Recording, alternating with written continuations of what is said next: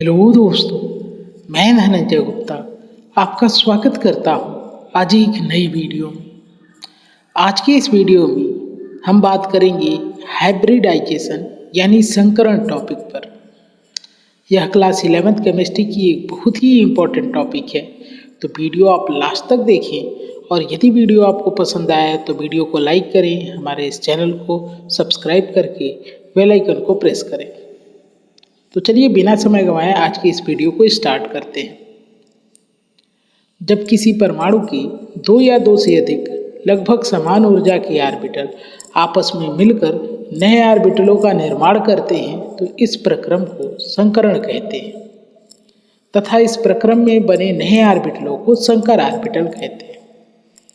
तो चलिए थोड़ा सा आपको संकरण की डेफिनेशन समझाते हैं, फिर वीडियो में आगे चलते हैं।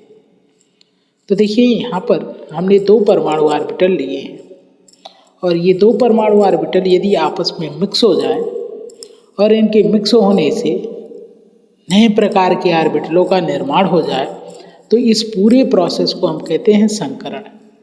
यानी जब दो परमाणु ऑर्बिटल या यहाँ पे दो से अधिक भी हो सकते हैं आपस में मिलकर नए ऑर्बिटलों का निर्माण करते हैं तो यह प्रोसेस संकरण कहलाता है और इस प्रक्रिया में बने हुए नए ऑर्बिटल संकर ऑर्बिटल कहलाते हैं।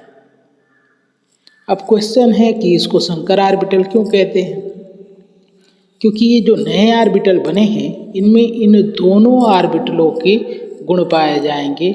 यानी कि आप कह सकते हैं कि जो नए ऑर्बिटल बनते हैं उनमें उन सभी ऑर्बिटलों के गुण पाए जाते हैं जिनसे मिलकर उनका निर्माण हुआ है। और क्योंकि इस ऑर्बिटल में दो ऑर्बिटलों के लक्षण आ चुके हैं इसलिए इसको हम कहते हैं हाइब्रिड ऑर्बिटल या हिंदी में संकर ऑर्बिटल। ये शब्द आप पहले भी पढ़ चुके हैं, जैसे आपने पढ़ा था कि किसी जीव में दो जीवों के लक्षण आ जाए तो हाइब्रिड जीव कहते थे, उसको संकर जीव कहते थे। उसी आधार पर यहाँ ऑर्बिटलों को हम संकर ऑर्बिटल कह रहे हैं और वह प्रक्रिया जिसके द्वारा संकर ऑर्बिटलों का निर्माण हो रहा है उस प्रक्रिया को संकरण कहते हैं।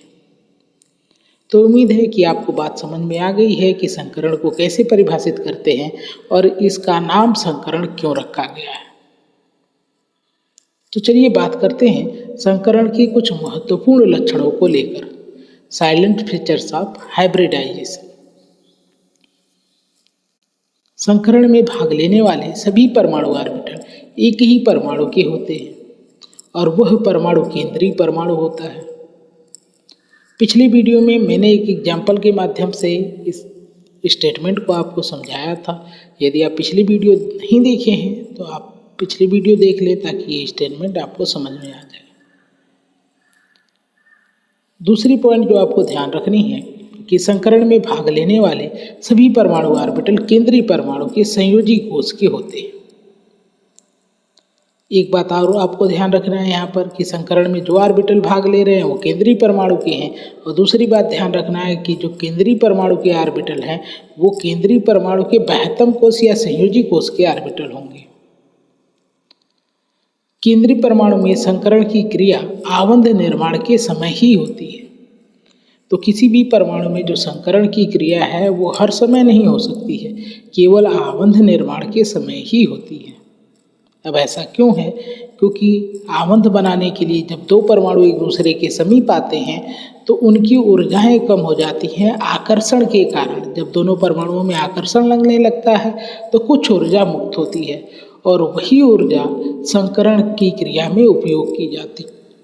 तो इसलिए संकरण तभी होता है जब परमाणु आवंध बना रहे होते हैं। संकरण में भाग लेने वाले सभी परमाणु ऑर्बिटल समान अथवा लगभग समान ऊर्जा के होते हैं। अब मान लो कि दो या दो से अधिक ऑर्बिटल संकरण में भाग ले रहे हैं तो वो एक ही कोष के ऑर्बिटल होंगे, संयोजी कोष के ऑर्बिटल होंगे, जिनकी ऊर्जाएं लगभग समान होंगी।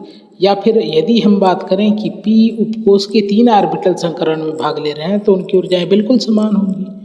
तो संकरण में भाग लेने वाले ऑर्बिटलों की ऊर्जा समान होती है या फिर लगभग समान होती है। संकरण क्रिया में जितने परमाणु ऑर्बिटल भाग लेते हैं उतनी ही संख्या में नए ऑर्बिटल यानी संकर ऑर्बिटलों का निर्माण होता है। तो अभी मैंने आपको जब परिभाषा समझाई थी तो मैंने दिखाया था कि आपको दो परमाणु ऑर्बिटल आपस में मिक्स हो रहे थे, तो मिक्स होने के बाद दो ही संकर ऑर्बिटल बन रहे थे। तो जितने परमाणु ऑर्बिटल संकरण की क्रिया में भाग लेते हैं उतनी ही संख्या में संकर ऑर्बिटलों का निर्माण ही होता है। संकर ऑर्बिटल सदैव समान ऊर्जा और आकृति के होते हैं। तो अभी मैंने आपको समझाया था कि जो संकर ऑर्बिटल बनेंगे उनमें दोनों ऑर्बिटलों के लक्षण होंगे, और यदि दो संकर ऑर्बिटल बने या दो से अधिक संकर ऑर्बिटल बने तो उनकी ऊर्जाएं बिल्कुल समान होगी और उनकी आकृतियां भी बिल्कुल समान होंगी। बात क्लियर है? संकर ऑर्बिटल में सभी उन ऑर्बिटलों के लक्षण होते हैं जिनके मिलने से उनका निर्माण होता है। संकर ऑर्बिटल के नाम उन ऑर्बिटलों पर आधारित होते हैं जिनसे मिलकर उनका निर्माण होता है। तो अब जो संकर ऑर्बिटल बन गए उसके लिए एक स्पेसिफिक नाम हम रखें तो हम ये चेक करेंगे कि कौन कौन से ऑर्बिटल संकरण में भाग लिए हैं जिसके बाद इस संकर ऑर्बिटल का निर्माण हुआ है। सपोज करो यदि एक यस ऑर्बिटल और एक पी ऑर्बिटल आपस में मिक्स हो जाए और उससे दो संकर ऑर्बिटलों का निर्माण हो, तो संकर ऑर्बिटलों का निर्माण यस और पी से मिलकर हुआ है तो उसको हम यस पी संकर ऑर्बिटल कहेंगे। इसी प्रकार एक यस और दो पी मिक्स होकर तीन संकर ऑर्बिटलों का निर्माण करें तो उन तीनों संकर ऑर्बिटलों के लिए हम नाम देंगे यस पी टू संकर ऑर्बिटल। उम्मीद है बात आपको समझ में आ रही है। केवल सिग्मा आबंध से संबंधित परमाणु ऑर्बिटल ही संकरण में भाग लेते हैं। पाई आबंध से संबंधित संकर ऑर्बिटल संकरण में भाग नहीं लेते हैं, या आप कह सकते हैं पाई आबंध का संकरण से कोई संबंध नहीं होता है।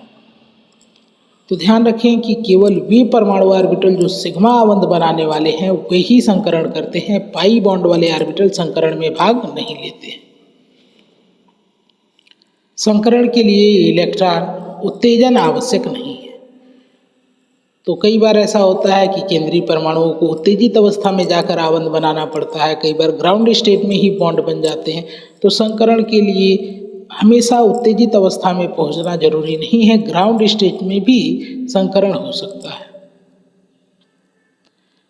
यह आवश्यक नहीं है कि केवल अर्धभरित या अर्धवृत्त ऑर्बिटल ही संकरण में भाग लें, पूर्ण भरित या रिक्त ऑर्बिटल भी संकरण में भाग ले सकते हैं। तो आप जानते हैं जो सहसंयोजक आबंध बनते हैं वो अर्धवृत्त ऑर्बिटलों के द्वारा बनते हैं, लेकिन पूर्ण भरित ऑर्बिटल में ऐसे ऑर्बिटल जिनमें लोन पेयर इलेक्ट्रॉन होते हैं वे भी संकरण में भाग लेते हैं। और जब हम कोऑर्डिनेट बॉन्ड की बात करेंगे तो वहाँ पे हम देखते हैं कि रिक्त ऑर्बिटल भी संकरण में भाग लेते हैं। संकर ऑर्बिटल अस्थायी आबंध बनाने में शुद्ध ऑर्बिटलों की अपेक्षा अधिक सक्षम होते हैं, क्योंकि संकर ऑर्बिटलों में अतिव्यापन अधिक होता है। तो ध्यान रखें संकर ऑर्बिटल अधिक मात्रा में अतिव्यापन करते हैं, इसलिए इनका बनाया गया आबंध जो शुद्ध ऑर्बिटल होते हैं, मीन्स ऐसे ऑर्बिटल जो संकरण नहीं किए हैं, उनसे ज़्यादा मजबूत आबंध बनाते हैं संकर ऑर्बिटल। संकर ऑर्बिटल अस्थायी व्यवस्था पाने के लिए त्रिविम में विशिष्ट दिशाओं में निर्देशित होते हैं, इसलिए संकरण के प्रकार के अनुसार अणु की विशिष्ट ज्यामिति उत्पन्न होती है। तो दोस्तों ये थी आज की वीडियो। उम्मीद है कि आज की वीडियो आपको पसंद आएगी। वीडियो पसंद आए तो लाइक करें, अपने दोस्तों के साथ शेयर करें, हमारे चैनल को सब्सक्राइब करके बेल आइकन को प्रेस कर लें। मिलते हैं आपसे अगली वीडियो में एक नई टॉपिक के साथ। धन्यवाद।